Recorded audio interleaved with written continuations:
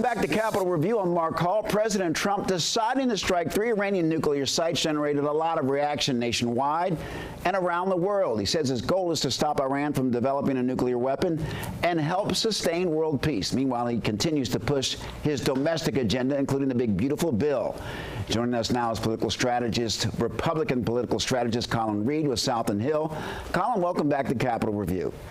Mark, it's great to be here. Happy weekend. Hey, it's we're always glad to have you. Let's talk about the president deciding to strike those Iranian nuclear sites. It's been a week now. Where do things go from here?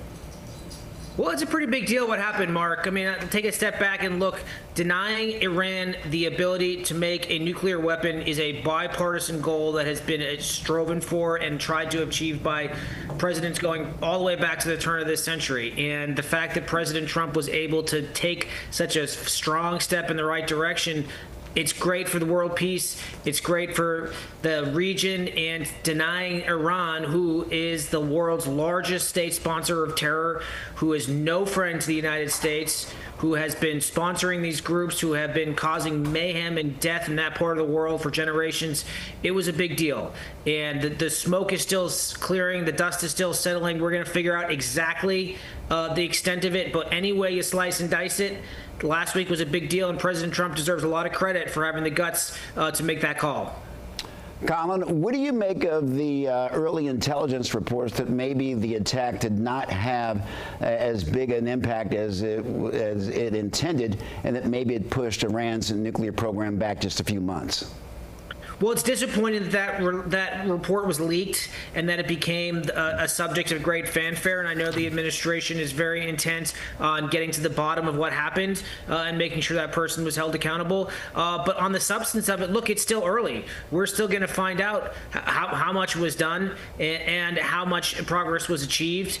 But again, the fact that this has become a political football so early on in the process is really disappointing. I remember it wasn't that long ago here in Washington, D.C., when everyone came together when President Obama made the call to take out Osama bin Laden. Similar, tough, gutsy call. And again, a great day for America, and people were down at the gates of the White House celebrating. But this time around, the immediate reaction was to some members of the Democratic Party suggested impeaching President Trump for what he did. And it's too bad. Politics used to stop at the water's edge. Denying Iran the ability to get a nuclear weapon is something that all Americans of all political stripes should be able to rally around, and it should not devolve into this partisan back and forth. But here we are. There's just a lot of people out there who, no matter what President Trump does, they don't want to give him any credit, and it's unfortunate that that extends into foreign policy as well. Let's talk about President Trump. Can diplomacy work with him leading the way? Well, we saw what happened earlier this week. I mean, he was very clear that he was unhappy with what Israel was doing when potentially threatening the ceasefire. And look, President Trump's really clear on this. He wants peace. He wants world peace. He believes this was a step in the right direction. But he's also unpredictable, and he keeps everybody on their toes. But he also is, as we've seen now, unafraid to take action when he believes it's in the interest of the United States. So we've got a long way to go, but any way that you slice and dice it, last week was a step in the right direction, and Iran is further away than they were to getting a nuclear weapon than they were at this point a week ago. Here at home, the president wants to get the big, beautiful bill across the finish line. What has to happen? Well, legislating is always a messy process, but here's what I do know.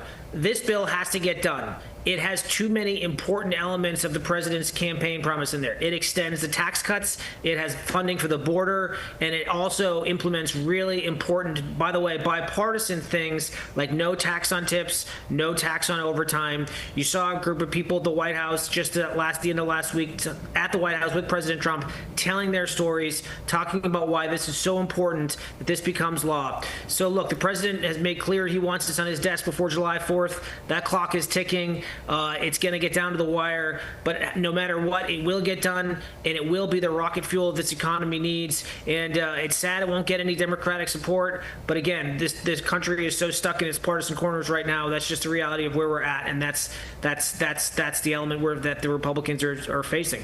Colin Reed, thank you so very much for joining us. Thank you, Mark.